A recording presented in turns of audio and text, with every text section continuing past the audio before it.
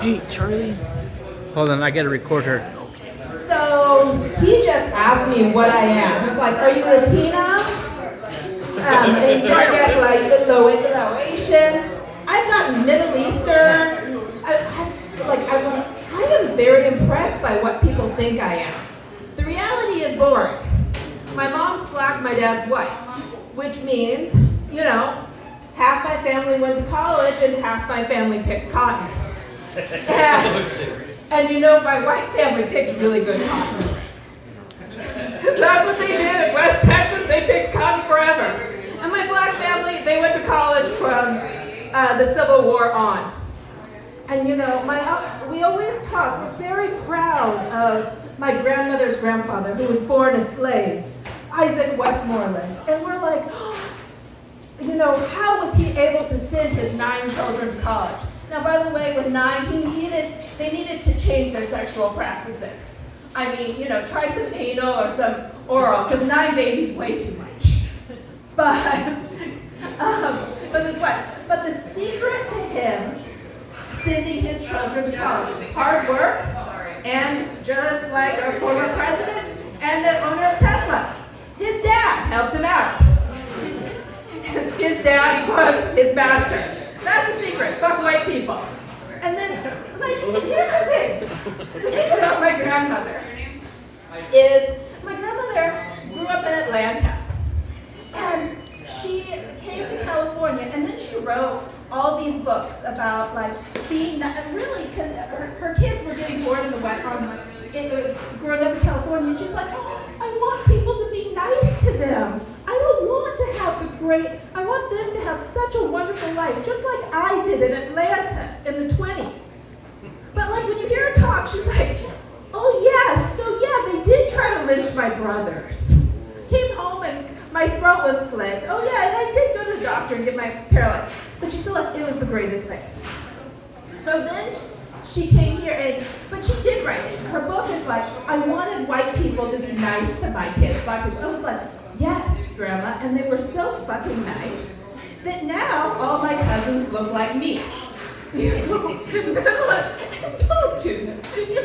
And the thing that does crack me up though is that I do have my dad's cousin in Texas. He was like, you should be proud of your daughter. She's so amazing. She's smart, all this, but she is half black.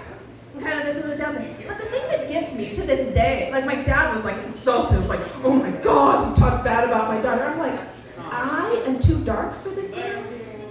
I am too dark. Look at me. I burn. I have to wear sunscreen. I have no rhythm. I have allergies. I have white people genes. It was not a good idea. So, that's my little thing on that. By the way, I have 2 children. Their ages 3 and 8. I would not suggest it. Well, here's the thing. I love my kids. But my 3-year-old still won't get out of my fucking bed. Comes in every night. And at first it was so beautiful. Well, here are the different stages. Water. When they're newborns, you're like, oh, Yeah, I'm scared, don't I'm steal gonna kill my it. buddy. Oh no. Don't steal my water, buddy. As soon as it's safe, it's they're kicking That is you in mine the right face the whole time. It's that child will live because he's moving and he wakes me up every 5 seconds. So this is what I think. After my first child was born, I got postpartum. It was bad, it was hell. And they put me in a mental hospital. And I was like, I want my baby. Please bring me my baby. And now I'm like, can I go back there? I hated heritage drugs. But, I realized that it was a place where I could lay in a bed and they'd give me every drug I could possibly imagine. I could sleep. I want to go back. Now, it did suck because my psychiatrist kept coming into the shower with me, when I was doing that. His name's Dr. Lloyd Benjamin. He's still there, by the way. But, and I was like, you know what? This is horrible.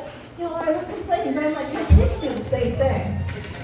And at least he just kind of lifted it and left. My little 3-year-old's like, Mommy, I need to come in. He sits on me. I can't use the bathroom by myself. She just gave me her phone and said, record this.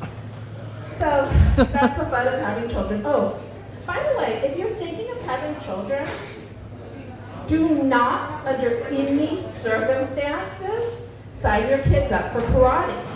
It's the worst decision I have made in my life. I did it. I was tricked. They had a parent drop off. 3 hours of freedom for $30. And they didn't even bother to have my 3-year-old check in or anything. They didn't even collect the money. It's like, you will take my kid for $30. Okay, I'm happy. I will take both. So I did it. And I came back, they were doing, they were shooting Nerf guns. And they're like, your kid never cried once. He's so tough, he can take a hit. You have to sign him up for karate. Don't do that. Never sign up for an activity that they open with your kid can take a really good hit. It is a bad mistake. It is and it's a long list. And they're trying to get them to do black belt training with a stick. And they're like, don't worry. They don't hit each other with that. I'm like, you fucking liars. I'm like, it's gonna go through 2 things. One, my kid's eye, or the window. And the thing is, at this point, I'm like, we've already hit the ER maximum, so I think they could fix that, but we have an old house, and I don't want to replace windows. I don't want to replace windows or the TV.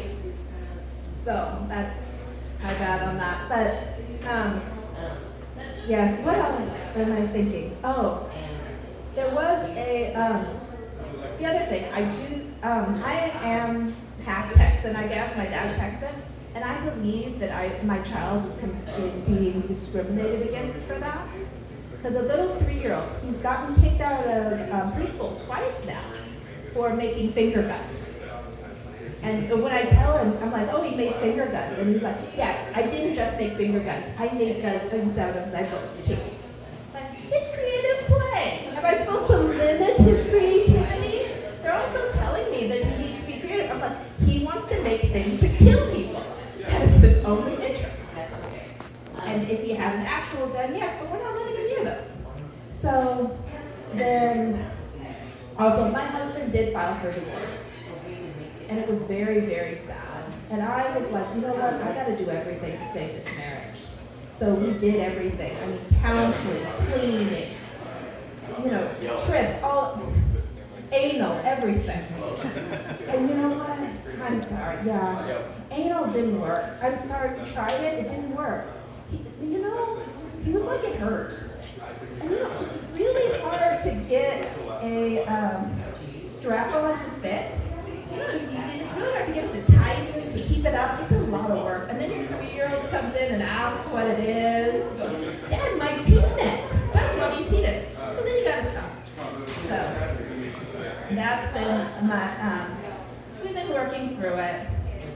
Also, you were doing this thing on health, women, it's Women's Month. Please, we don't need women's health, but could we get could women get a third of the health care that men get? I'm sorry, millions of dollars are spent to make sure guys can get hard till they're 102. And by the way, if you have a hard on, I think it's over 4 hours, you're supposed to call medical professionals. Do that. Do not call your fucking daughter at 3 o'clock in the morning. She doesn't appreciate it, and she will make it the butt of her comedy forever. But I'm going, nobody wants a 3-hour hard on. I'm sorry. At this point, it's like, am I just supposed to be throwing a ring toss on it? Like, I'm not doing anything. And the lady, she's when you're older, it's like you have maybe one good hit between the two of you. Maybe. You're not doing that much shit. So that's my thought on that. Also, have anybody heard of the $1 Million Man? That he's supposed to be able to do amazing things. He's the $1 million, they rebuilt him. One, if you've ever been into an emergency, if you've ever gotten hit by a car and gotten stuff, you get to be the $1 Million Man. Not amazing, you're learning how to rewalk. That's about $1 million of healthcare. And also, and they do this bionic woman where she's jumping off of buildings. I've seen this. My mom just got her hip and her femur all one, and it's all bionic. It's all that fun stuff. She's on a walker. She's not jumping off shit. So, but yeah, also, the other thing, I did learn, this is my PSA for everybody. I'm sure it's a little sad sometimes, but something I have thought about. I say I want to go back to the mental hospital, I didn't like it. And so if you are thinking about killing yourself, think hard. Like this is what held me back for a long time. If you don't succeed, they will put you in the mental hospital.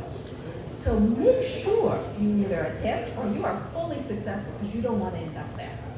And you know, it's fun. I mean, I enjoy, like there were interesting people I met. Like, and I see them on the outside. Like there was this random guy on the street over in Old Sacramento who's screaming, "Repent, the end is near. I'm gonna," you know? And then I looked at him and was like, "I know you. It's like you were the guy who was pleasuring himself naked in my room. You walked in with dead eyes and just kept doing this." I'm like, it's so good to know what lithium can do. You know, lithium made him go from crazy, you know, from sex offender to crazy Christian on the street. See the improvements of mental health? This is why you need to take your meds. So, thank you very much. Woo!